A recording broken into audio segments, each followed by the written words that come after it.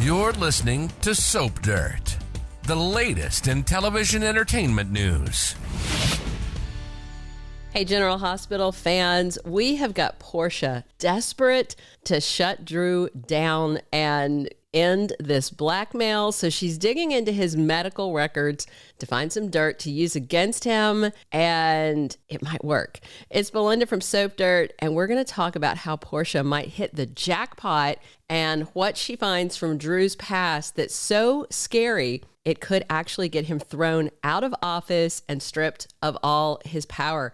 But first, please click that subscribe button if you're not following us. So right now, Portia is really stressed because Drew is wreaking havoc on her life and others, but mostly hers. That's what she's upset about. And thanks to Brad telling Selena Wu, who then told Drew, the congressman knows that Portia tampered with Heather Weber's test results. And so the blackmail. Portia could lose her medical license. She could potentially go to prison, and she could lose her husband Curtis if he finds out she was being blackmailed by Drew and didn't immediately come and tell Curtis. And recently, Portia told Ava that, she's looking at Drew's medical files and needs to find something to use against him. And Ava cautioned Portia against it. But, Drew's getting so out of hand that Portia is desperate. And she's hoping a solution to her problem is in those medical files.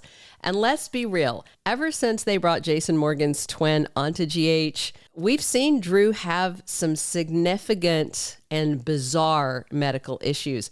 One of the ongoing issues he's had, especially since they recast with Cameron Mathison, is the whole mind control thing.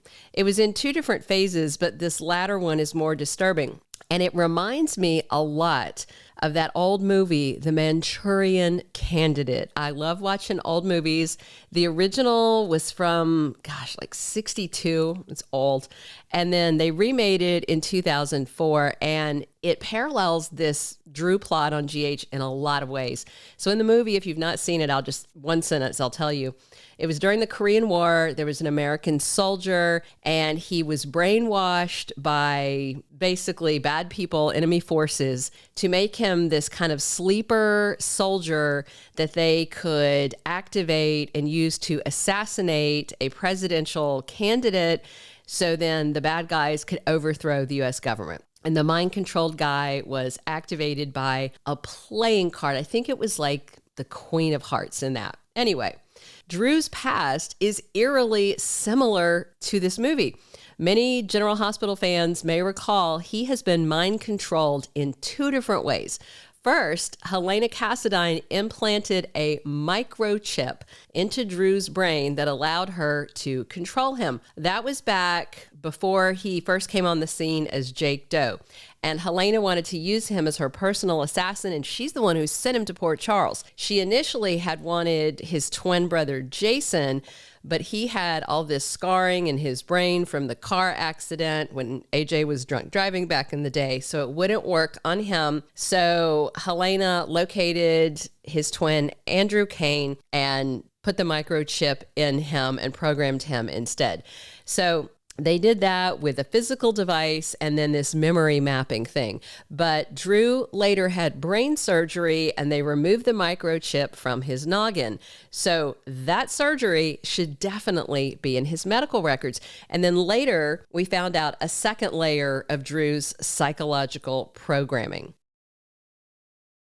Cesar Faison's son, a.k.a. Heinrich Faison, a.k.a. Peter August, had been using Drew as a secret hitman. And that came out around the time that they recast Cameron Mathison and put him in the role.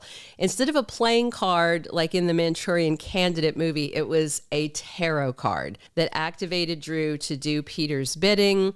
And he kept Drew hostage for 2 years when everybody thought he had died in a plane crash. And he would activate him and have him off killing people and doing all this stuff. And Drew didn't remember any of it afterward. But what's interesting is after Jason went to Greece and sacrificed himself to save Drew, there's not a record of the current congressman ever being officially deprogrammed from this second layer of brainwashing.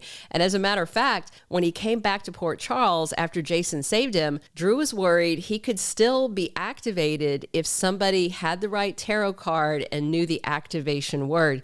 And in fact, Victor Cassadine tried to activate Drew's mind control, but they had played a trick on him and he had the wrong tarot card, so it didn't work because Peter never told him all the info. But Portia digging into Drew's medical records may bring up some of this. The second layer of programming likely wouldn't be in there, but the microchip brain surgery should be. But you know what? Curtis knows about the second layer of programming because Drew talked to Curtis about it when he came back from the dead. Drew told Curtis about all of it, the memory mapping, what Peter and Victor did, and Drew confided all that in Curtis. So if Portia mentions the microchip surgery to Curtis, he might tell her about the other programming that was done.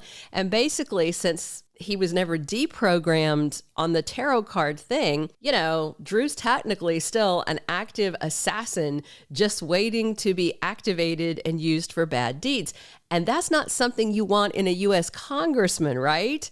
Also, Jason knows exactly which tarot cards and code phrases activate and deactivate Drew, because he told Jason everything and he witnessed a lot of it when they were trapped together in Greece.